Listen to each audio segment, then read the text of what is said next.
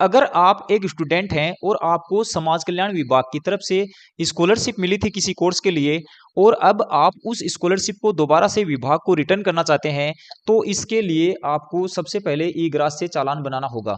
यह चालान ऑनलाइन भी बनता है और ऑफलाइन भी बनता है। हम आपको दोनों तरीके यहाँ पे बताएंगे। तो आपको सबसे पहले गूगल में सर्च करना है ई ग्रास, और यहाँ से पहली जो वेबसाइट है egras.rajasthan.gov.in, इसे ओपन करेंगे।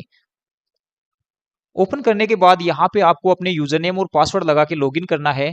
अगर आपको अपने यूजर नेम और पासवर्ड नहीं बनाने आते हैं तो डिस्क्रिप्शन में हमने ई ग्रास पे यूजर नेम और पासवर्ड बनाने का वीडियो डाल रखा है, वहां से जाके आप देख सकते हैं, या फिर आप न्यू यूजर साइन अप पे क्लिक करके अपना नया यूजर नेम और पासवर्ड बना सकते हैं। मैं यहाँ पे स्टूडेंट की ई ग्रास यूजर आईडी और पासवर्ड से लॉगिन करता हूँ, तो हमारे पास में यह डैशबोर्ड आपको दिखाई देता है। चालान जमा कराने के लिए हमें क्रिएट प्रोफाइल पे क्लिक करके नई प्रोफाइल क्रिएट करनी होगी। अगर आपने पहले से प्रोफाइल क्रिएट कर रखी है तो आपको वह यहाँ पे दिखाई देगी। तो मैं जैसे यहाँ पे क्रिएट प्रोफाइल पे क्लिक करके नई प्रोफाइल क्रिएट करता हूँ। डिपार्टमेंट में यहाँ से डिपार्टमेंट सेलेक्ट करता हूँ। मेजर हेड में जो हेड जिसमें जमा होना है पैसा, उस हेड को सिलेक्ट करता हूँ और इस प्रोफाइल का नाम यहाँ पे डालता हूँ। और फिर यहाँ से बजट हेड सेलेक्ट करता हूँ जिसमें स्कॉलरशिप जमा करवानी होती है। फिर इस तीर के निशान पे क्लिक करके बजट हेड को इधर लाया जाता है। यह वह बजट हेड है जिसमें आप अपनी स्कॉलरशिप को दोबारा से विभाग को रिटर्न करवा सकते हैं। फिर सबमिट बटन पे क्लिक करते हैं तो हमारी यह जो प्रोफाइल है वो सक्सेसफुली बन चुकी है। अगर आपका नेट डिस्कनेक्ट हो जाता है या फिर लॉग आउट हो जाते हैं आप, तो दोबारा से जब इस डैशबोर्ड पे आएंगे तो आपको दोबारा क्रिएट प्रोफाइल करने की जरूरत नहीं है। आप इस प्रोफाइल लिस्ट से उस बजट हेड को सिलेक्ट करेंगे, यानी उस प्रोफाइल के नाम को सिलेक्ट करेंगे और कंटिन्यू बटन पे क्लिक करेंगे तो दोबारा से ई चालान की भरने की स्थिति में आप यहाँ पे आ जाएंगे। अब हम यहाँ पे अपनी डिटेल्स हैं वो फिलअप कर लेते हैं।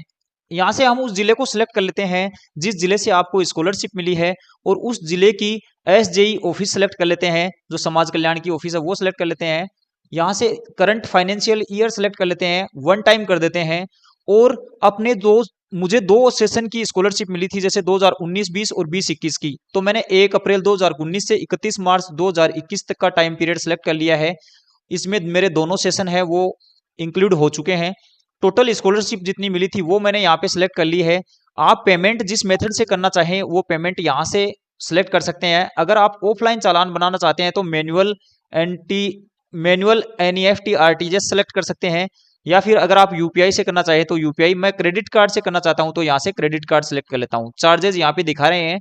पेमेंट गेटवे के रूप में जो भी आप सिलेक्ट करना चाहो कर सकते हो। आपका क्रेडिट कार्ड किसी भी कंपनी का हो सकता है, इससे कोई फर्क नहीं पड़ेगा। यहाँ पे स्टूडेंट का नाम, उसके पिन नंबर, मोबाइल नंबर, उसका जिला और उसका एड्रेस डाल देंगे। रिमार्क्स में आपको अपनी scholarship ID, session, payment, sanction number ऐसे डाल सकते हैं।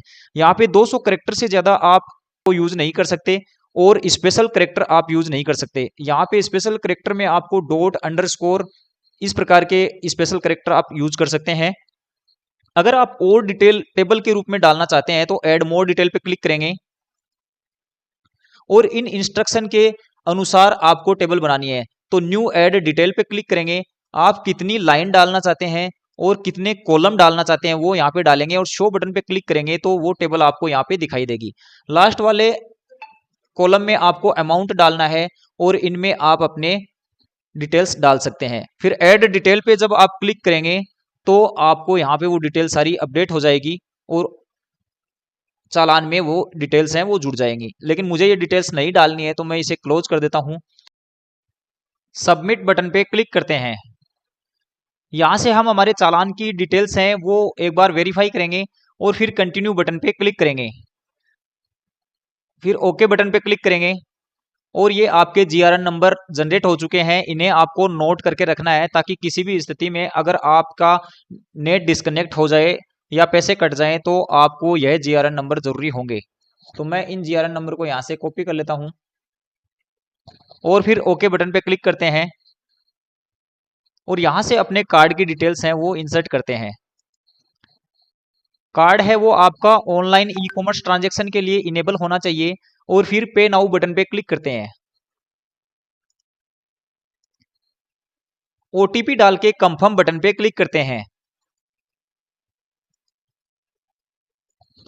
आपका स्टेटस है वो सक्सेसफुली अपडेट हो चुका है। ओके बटन पे क्लिक करते हैं। चालान आपका सक्सेसफुली जनरेट हो चुका है। इसे डाउनलोड करने के लिए प्रिंट बटन पे क्लिक करके आप इसे डाउनलोड कर सकते हैं। वापस से हम होम बटन पे आ जाते हैं। अगर आपका चालान गुम हो गया है, आप इसे दोबारा प्रिंट करना चाहते हैं, तो सर्च रिकॉर्ड पे क्लिक करेंगे। यहाँ पर जीआरएन नंबर और जिस डेट में आपने इस चालान को काटा है वो डेट लगाकर सर्च करेंगे तो वो रिकॉर्ड आपको यहाँ पे दिखाई देगा। और व्यू बटन पे क्लिक करेंगे तो आपको चालान यहाँ पे शो करेगा। प्रिंट बटन पे क्लिक करके आप इसे दोबारा से प्रिंट कर सकते हैं।